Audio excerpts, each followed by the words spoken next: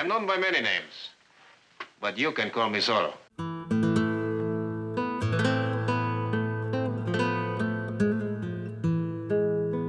Guy Williams was one of the most charming, professional men I've ever had the pleasure of working with. He was a Latin gentleman with a wicked sense of humor who made women feel extremely feminine. Senor.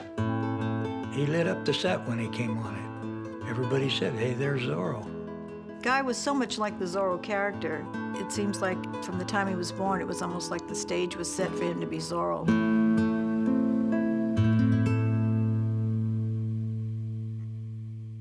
My father worked as a model in New York before becoming an actor, and in fact, he met my mother on one of the shoots. Then he came out to California under contract with Universal. He did a few parts that were promising, but it just wasn't really taking off. When he was at Universal International, he had a riding accident and broke his arm and dislocated his shoulder, and it took months to get over that. So he lost his contract with Universal. To rehabilitate himself, he took up fencing. While he was recovering, this call came from his agent to go audition for Zorro. There were numerous interviews for the part of Zorro, and every actor in Hollywood was in the offing. And he and my mom would go and park the car up in the hill above Burbank, and they'd watch the set being built, still not knowing who was going to be Zorro. And my mom remembers him saying, I'm going to get that role. And sure enough. It was just an incredible opportunity for him, the leading man in this series. He put his whole heart and soul into it, and it shows. My dad had a great relationship with Walt. They would discuss scenes and how they would be played, and Walt would give great deference to my dad's position on the role. A lot of those scenes were improvised, especially Gene and my dad. When Guy first started filming Zorro, he wasn't sure how to do the accent. Comandante, as a citizen, I wish to clear myself of all suspicion. I demand to be questioned. He was rehearsing, and Walt was watching. And Guy said, I'd finish a scene, and I'd look over at Walt, and he'd motion, you know, can you bring it down a little? So he said I'd bring the accent down a little bit. My dear son, it is with a heavy heart that I ask you to give up your studies and come home. And I'd look over at Walt, and he'd bring it up. So he said I brought it up a little bit. When I arrived in Los Angeles, I witnessed the arrest of our neighbor, Don Nacho Torres. Finally, one day, Walt didn't have any signals for him, so he said, that's the accent I kept. I wish to try on the costume. Very well. Here. The costume was an interesting thing. As a kid, I was fascinated with watching him in full garb. I knew it was my dad. The eyes were my dad's eyes, no matter how you covered them up or that smile that he had. Sometimes Walt would say that's the only way we could see him on the horse with the black outfit and the black horse. I could tell it was Dad. I could tell when it was Buddy, who was stunting for my dad.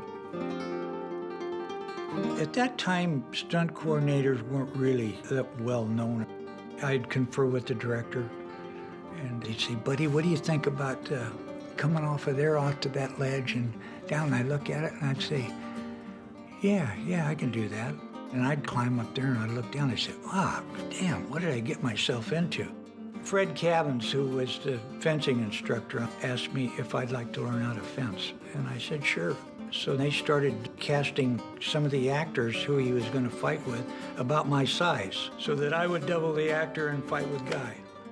Doing some of the foot chases up on the roofs and things like that, the cape definitely became a problem, and sometimes I would shorten the cape up with some pins so that I wouldn't step on it, because I'd had that happen several times, and then next thing that hit the ground would be your head. When you had to do your horse thing and do a transfer to another wagon or bulldog a guy off a horse, you had to be very careful about it, because I'd hung up on that cape a few times and then you'd have a wreck. More people were hurt and maimed around horses and wagons in the business than any other individual thing. We were lucky. They used to film all of the high action scenes on Fridays, so that if there had been an injury, they'd have the weekend to recover. And a lot of times, Guy might do the stunt himself, but if it was jumping over the balcony and going down 8 or 9 feet, he'd do a close-up of starting or something, and then I'd go do it, and they'd cut it in. I was expendable, he wasn't. Buddy and my dad would practice the fencing routines on the front lawn at the house. Janice was a great cook, and so I always got a free lunch up there. When fans would approach my dad, he lit up a little bit when he did the Zorro parades at Disneyland. Talk about fun. They'd put us up at the Disneyland Hotel and then put a show on. We had a lot of fun with those because they always gave us carte blanche at the hotel, so we used every bit of it we could with the food and drink. My dad was a sailor. He always wanted to sail around the world. That was his big dream. So after Zorro allowed it to occur, acquired a 45-foot ketch, and it became sort of the social weekend center for the cast members or directors, and that was his love. Guy got this unexpected call in 1973 from Buenos Aires. My dad was invited down to Argentina to do a benefit for a children's hospital. The streets were lined all the way from the airplane to the hotel with fans waving and screaming. He was a superstar down there. They had been watching Zorro since 1968. He spent a good amount of his final years in Argentina. He loved it down there. It was very European, and the people loved him, and he was Zorro again. Toward the end, he started to get homesick, and he was looking to come home. Unfortunately, he passed away before he realized that. Guy Williams died at the end of April in 1989. He was only 65. The whole city was just mourning. They had a beautiful funeral for him there, but eventually his ashes were spread over the Pacific around Malibu, which he loved that ocean.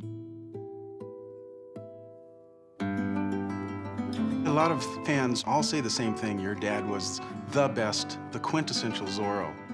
That was his personality, his wit, his intelligence. It just shone through the character.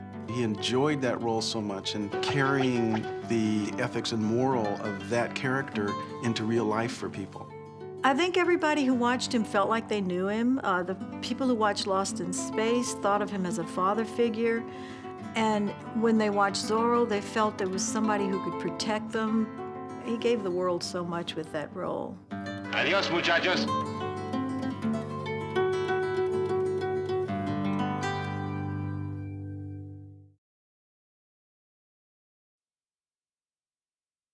I am known by many names, but you can call me Zorro.